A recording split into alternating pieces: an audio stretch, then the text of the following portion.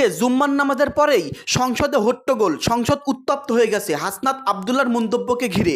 হাসনাত আবদুল্লাহ আজকে সংসদে সবাইকে চ্যালেঞ্জ করেছেন, সরকারকে চ্যালেঞ্জ করেছেন, আমার নামে 1 টাকার দুর্নীতি দেখাতে পারলে আমি পদত্যাগ করব। এরপরেই সরকারি দলের এমপি মন্ত্রীরা হইচই করা শুরু করে।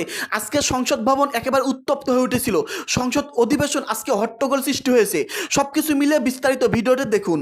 যদি 1 টাকার দুর্নীতি, 1 টাকার কোন ধরনের অসৎ উপায়ের কোন ধরনের আপনারা প্রমাণ করতে পারেন, আমি এই সংসদ থেকে আমরা ইস্তফা দিব। আমার জন্য আমার এলাকার মানুষকে যেন বঞ্চিত করা না হয়। আমি এই সংসদে অনুমতি নিয়ে কখনো বিরোধিতা হয় না, কখনো অনুমতি নিয়ে আমি আপনার বিরোধিতা করতে। ঋণ খেলাপিদেরকে ঋণ খেলাপি বলতে হবে। আমরা লজ্জা পাই একই সংসদ একসাথে শেয়ার করার জন্য। না, রেকর্ডে যায়নি, আমি তো বলেছি। আপনি বসেন মাননীয় মন্ত্রী, বসেন। আপনাকে টাকা দেয়া হবে না তো, আপনার এলাকায় টাকা দেয়া হবে, এলাকার মানুষের জন্য টাকা দেয়া হবে।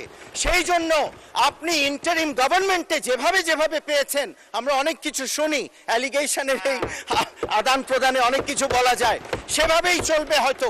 একজন এমপি ক্যান্ডিডেট হয়ে আরেকজন এমপি ক্যান্ডিডেটের প্রতি কি আচরণ করতে হয় সেটা আপনি আজকে দেখাতে পারলেন না।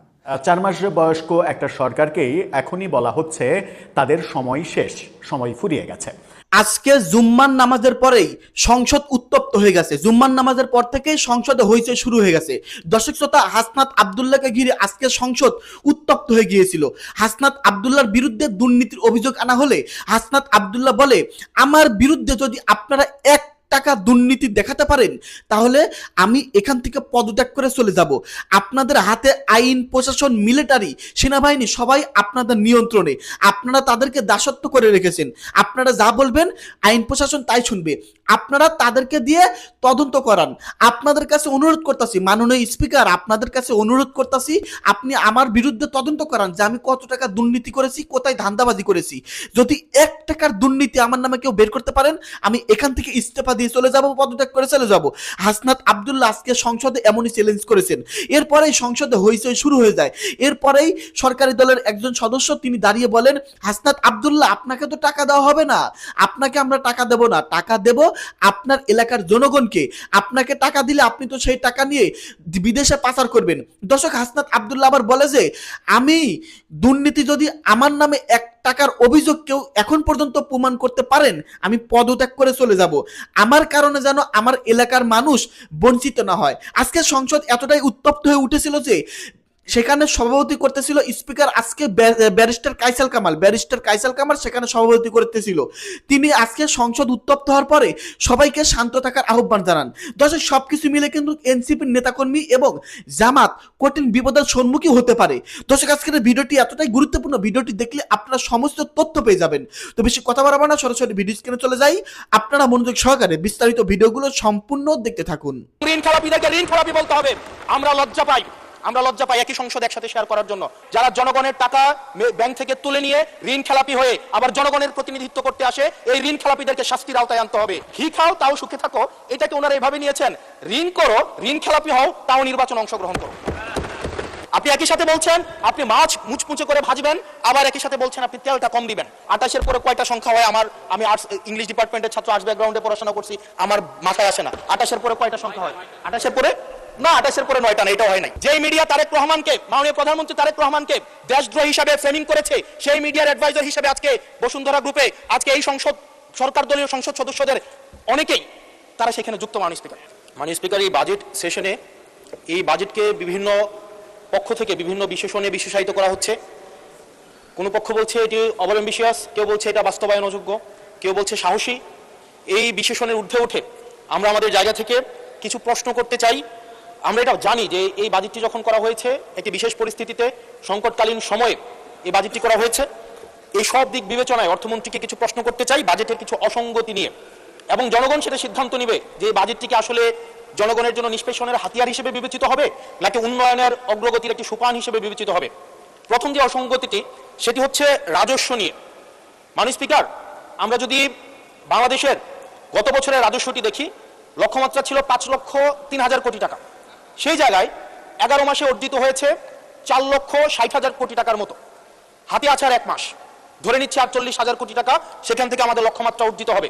তার মানে আমাদের অর্জিত হচ্ছে 4 লক্ষ কোটি টাকা, 3,60,000 কোটি টাকা প্লাস 40,000 কোটি টাকা, অর্থাৎ হচ্ছে 4 লক্ষ কোটি টাকা। মাননীয় স্পিকার, এই বাজেটে রাজস্বের লক্ষ্যমাত্রা নির্ধারণ করা হয়েছে 6,95,000 কোটি টাকা, অর্থাৎ প্রায় 74% লক্ষ্যমাত্রা বৃদ্ধি করা হয়েছে। পৃথিবীর সব দেশে তাবৎ অর্থনৈতিক ব্যবস্থায় বাজেটের যে রাজস্বের যে প্রবৃদ্ধি থাকে সেটি 10 থেকে 12% একটা আইডিয়াল একটা ফিগার। সেই জায়গা থেকে মাননীয় অর্থমন্ত্রীর কাছে আমার প্রশ্ন, সারা দেশে বা বিগত রাজস্ব কালেকশনের যদি আমরা হিস্ট্রিটা দেখি 10 থেকে 12%-এর জায়গায় সরকারের কাছে এমন কি মেকানিজম রয়েছে যে মেকানিজমের মধ্য দিয়ে প্রায় আমরা 75% আমরা রাজস্ব নতুন করে আমরা সংগ্রহ করতে পারবো। মাননীয় স্পিকার, সেই জায়গা থেকে আমরা বলছি যে এই যে রাজস্বের যে মাত্রাটি নির্ধারণ করা হয়েছে এবং এনবিআর এর যে সক্ষমতা রয়েছে সেটি বিবেচনায় এই বাজেটটির লক্ষ্যমাত্রা রাজস্বের ক্ষেত্রে কতটা অর্জিত হবে সেটি আসলে আমরা সন্দেহ প্রকাশ করছি। দ্বিতীয়ত, কিছুক্ষণ আগে একজন বলে গেলেন, একজন মাননীয় সংসদ সদস্য, যে আমাদের দেশের ইনভেস্টমেন্ট ফ্রেন্ডলি একটা এনভায়রনমেন্ট ক্রিয়েট করা হয়েছে। মাননীয় স্পিকার, 100 টাকার যদি আমি বাংলাদেশে ব্যবসা করি আমাকে কর্পোরেট ট্যাক্স দিতে হয় 27.5%, অর্থাৎ আমি সেখানে 100 টাকার মধ্যে আমার পকেটে থাকে আর 72.50 টাকা, 72.5 টাকা। এই 72.5 টাকার মধ্যে আমার ডিভিডেন্ড ট্যাক্স 4.5 আমাকে দিতে হয় মাননীয় স্পিকার 40%, অর্থাৎ আমার পকেটে তখন থাকে 43.5 টাকা। এই 43.5 টাকা আমি 100 টাকা ইনকাম করি, আমার সর্বসাকুল্যে আমার ট্যাক্স চলে যায় 56.5%। আমরা যদি মালদ্বীপের দিকে তাকাই, আমরা যদি সিঙ্গাপুরের দিকে তাকাই, মালয়েশিয়ার দিকে তাকাই, সেখানে এই কর্পোরেট ট্যাক্স হচ্ছে 0%। আমরা যদি শ্রীলঙ্কার দিকে তাকাই 15%, নেপালের দিকে যদি তাকাই তাহলে সেটা 5%। শুধু সরকারের সমালোচনার খাতিরে না, আমরা নির্মোহভাবে কনস্ট্রাকটিভ ক্রিটিসিজমের জায়গা থেকে আমরা বলছি এই 56.5% কর্পোরেট ট্যাক্স এবং ডিভিডেন্ড ট্যাক্স বিদ্যমান রেখে এটা ডোমেস্টিক ইনভেস্টমেন্টকেও প্রমোট করবে না এবং ফরেন ইনভেস্টমেন্টকেও প্রমোট করবে না। যে বিজনেসম্যান আমার সিঙ্গাপুরে বিজনেস করতে পারবে 0% ট্যাক্স দিয়ে, সেই বিজনেসম্যান 56.5% ট্যাক্স দিয়ে সেই বাংলাদেশে বিজনেস করতে আসবে না। মাননীয় স্পিকার, আমরা সেই জায়গা থেকে প্রত্যাশা করেছিলাম যে এই বাজেট একটা ইনভেস্টমেন্ট ফ্রেন্ডলি একটা বাজেট হবে এবং কর্পোরেট ট্যাক্সের একটা সহনশীল মাত্রায় কর্পোরেট ট্যাক্সকে রিডিউস করা হবে। হতাশ হয়েছে মাননীয় স্পিকার। মাননীয় স্পিকার, আমরা যদি পরবর্তী যে অসঙ্গতিটা, সেটা হচ্ছে মূল্যস্ফীতি এবং জিডিপির যে লক্ষ্যমাত্রা নির্ধারণ করা হয়েছে। বর্তমানে মূল্যস্ফীতি হচ্ছে 9.4% এবং আমরা যদি খাদ্যপণ্যের মূল্যস্ফীতি ধরতে যাই সেটা 12%-এরও বেশি। এখন এই বাজেটে নির্ধারণ করা হয়েছে মূল্যস্ফীতি সেটা আমাদের 7.5%-এ রিডিউস করা হবে। পৃথিবীর সব দেশে, সব বাজেটে, সব অর্থনৈতিক ব্যবস্থায় মূল্যস্ফীতিকে নিয়ন্ত্রণ করার স্বীকৃত মাধ্যম হচ্ছে দুইটা। একটা হচ্ছে উচ্চ হারে সুদ নির্ধারণ করা অথবা গভর্নমেন্ট এক্সপেন্ডিচার কমিয়ে নিয়ে আসা। আমাদের একটা অর্থ বছরে 1,40,000 কোটি টাকার একটা নির্ভরশীল অর্থনীতি বিদ্যমান রেখে আমরা কিভাবে মূল্যস্ফীতিকে আমরা 7.5%-এ নিয়ে আসবো, এই যে স্ববিরোধী যে অবস্থানটা, এই জায়গাটা আমাদের কাছে আসলে মাননীয় স্পিকার স্পষ্ট না। আপনি একই সাথে বলছেন আপনি মাছ মুচমুচে করে ভাজবেন, আবার একই সাথে বলছেন আপনি তেলটা কম দিবেন। এই যে স্ববিরোধী অবস্থানটা, এটা আমাদের সাধারণ মানুষের কাছে এটা স্পষ্ট হতে হবে। মাননীয় স্পিকার, আমরা এই সংসদে দেখেছি মাননীয় প্রধানমন্ত্রী নিত্য প্রয়োজনীয় দ্রব্যের দাম নিয়ন্ত্রণের যেই সুপারিশটি করেছেন এবং যে বিষয়ে বলেছেন এটির জন্য জনগণ বাহবা দিয়েছেন। আবার গত পরশুদিন মাননীয় অর্থমন্ত্রীকে আমরা দেখলাম আমাদের খুবই নিত্য প্রয়োজনীয় আমাদের কাপড়, রড সিমেন্ট, তারপর হচ্ছে নিত্য প্রয়োজনীয় 16টি দ্রব্যের মধ্যে উনি ট্যাক্স বসানোর কথা বলেছেন।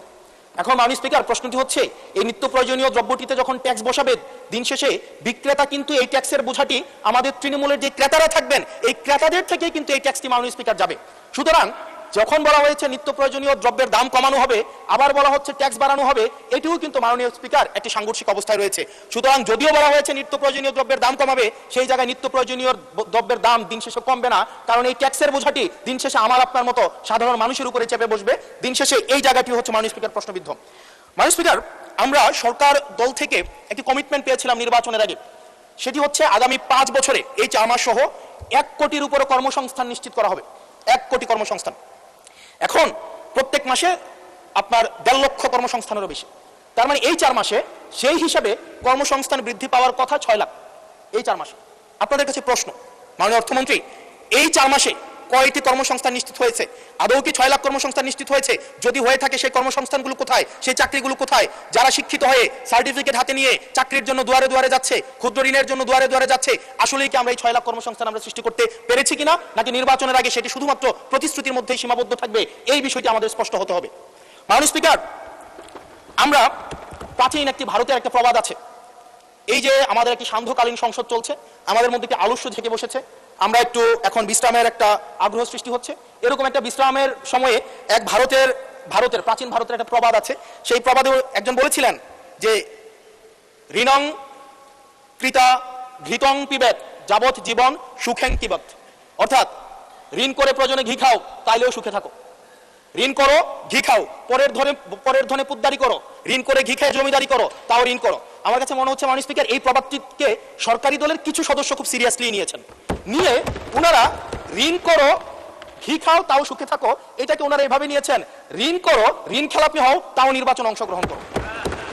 মাননীয় স্পিকার, আমরা দেখলাম এই সংসদে আমরা মাননীয় অর্থমন্ত্রীর কাছ থেকে আমরা কোনো স্পষ্ট কোনো কর্মসূচি আমরা পাই নাই, কিভাবে ব্যাংকগুলোকে যেভাবে দলীয়করণ করা হয়েছে, ব্যাংকগুলোকে দীর্ঘ 17 বছর ধরে ব্যাংকের টাকা ঋণের নামে যেভাবে বিদেশে পাচার করা হয়েছে, সেই পাচারকৃত টাকাকে কিভাবে উদ্ধার করা হবে সেটার কিন্তু সুস্পষ্ট আমরা কোনো পলিসি পাই না। মাননীয় স্পিকার, আমরা গভর্নর সাহেবকে মাঝে মাঝে আমরা একটু আক্ষেপ প্রকাশ করতে দেখি, 4,80,000 কোটি টাকা বিদেশে পাচার হয়েছে, সেটাকে কিভাবে আনা যাবে সেটা নিয়ে আক্ষেপ প্রকাশ পর্যন্ত আমরা দেখি।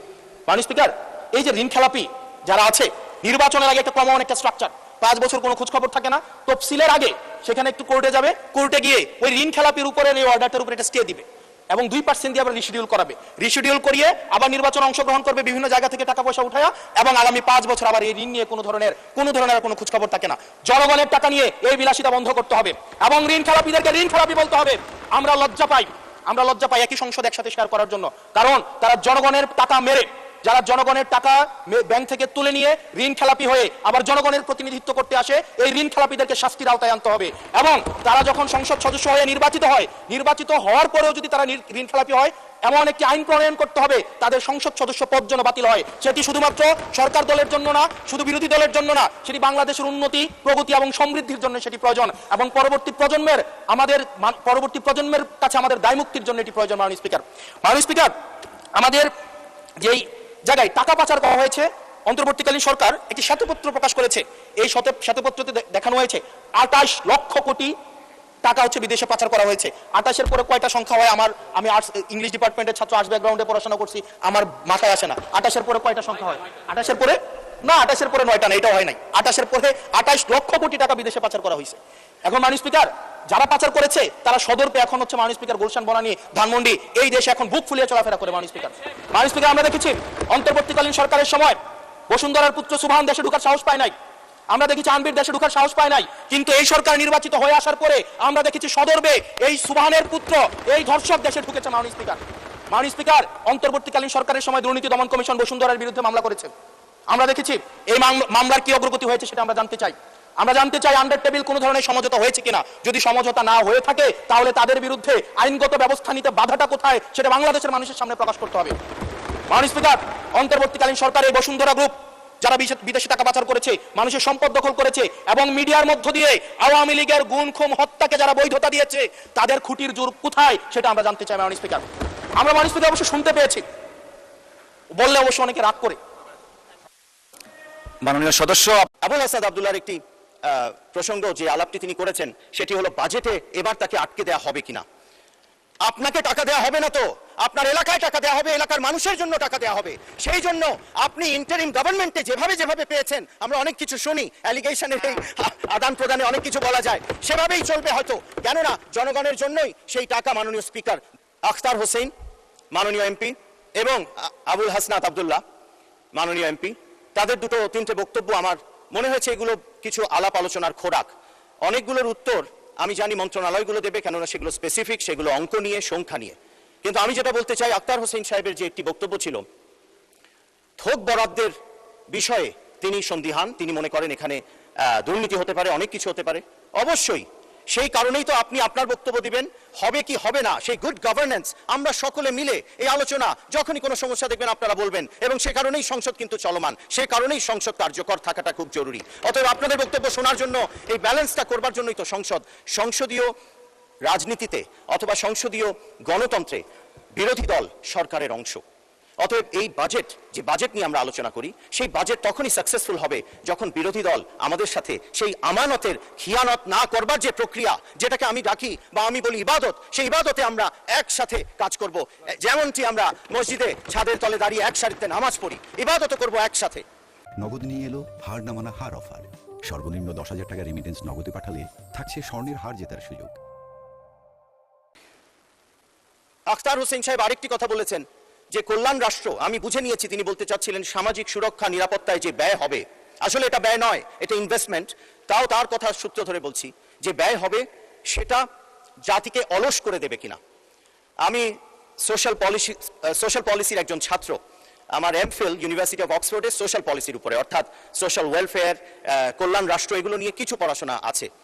কল্যাণ রাষ্ট্রের প্রথম যে নিদর্শন যিনি রেখেছিলেন তিনি আমাদের নবী হযরত মুহাম্মদ সাল্লাল্লাহু আলাইহি ওয়াসাল্লাম, যিনি তার মদিনা সনদে তার রাষ্ট্র দর্শন দিয়ে বুঝিয়েছেন কিভাবে একটি রাষ্ট্রকে পরিচালনা করতে হয় এবং সেখানে কল্যাণ ব্যবস্থাকে কিভাবে রাখতে হয়। সেখান থেকে জাকাতও এসছে আমাদের, সেখান থেকে নয়, আমি বলতে চাইছি আমাদের সব কর্মকাণ্ডে ইসলামে এই যে কল্যাণমূলক কাজগুলো, সেটা কিন্তু আমাদেরকে ভাবতে হবে, আমাদের চিন্তায় রাখতে হবে। কোন দেশ যেমন, মাননীয় সদস্য 3 মিনিট বাড়ানো হলো, 3 মিনিটস। আমাকে 5টা মিনিট, মাননীয় স্পিকার 5টা মিনিট একটু কষ্ট করে যদি দেন। Social democratic country, Sweden, Norway, যেগুলো স্ক্যান্ডিনেভিয়ান দেশ, এই দেশগুলোতে কোনো কল্যাণমূলক কর্মকাণ্ডের কারণে তারা পিছিয়ে পড়ে নাই। কেননা যে কোনো উন্নয়নের প্রকৃত সূচক জনগণের জীবন, মানুষের জীবন। আমাদের বাজেটে আমাদের দূরদর্শী রাষ্ট্রচিন্তা থেকে আমাদের প্রধানমন্ত্রী সংসদ নেতা জনাব তারেক রহমান এবং দক্ষ নেতৃত্বের মাধ্যমে আমাদের মাননীয় অর্থমন্ত্রী জনাব আমির খসরু মাহমুদ চৌধুরী যে বাজেট তারা উপস্থাপন করে। সম্মানিত দর্শক, আশা করতেছি বিস্তারিত ভিডিওগুলো আপনারা সম্পূর্ণ মনোযোগ সহকারে শুনেছেন এবং দেখেছেন। প্রিয় দর্শক, আপনারা ব্যারিস্টার কায়সাল কামাল কি বললেন আজকে সংসদে উত্তপ্ত হওয়ার পরে, সে সাথে সংসদ সদস্য হাসনাত আব্দুল্লাহ, সরকারি দলের সদস্যরা, সরকারি দলের মন্ত্রীরা, বিরোধী দলের বড় বড় কেন্দ্রীয় নেতাকর্মী সবাই কতটা উত্তেজিত হয়েছিল এবং হাসনাত আব্দুল্লাহর বিস্তারিত মন্তব্য আপনারা শুনতে পারেন। সবকিছু মিলিয়ে হাসনাত আব্দুল্লাহর কথা কি একমত হতে পারেন আপনারা?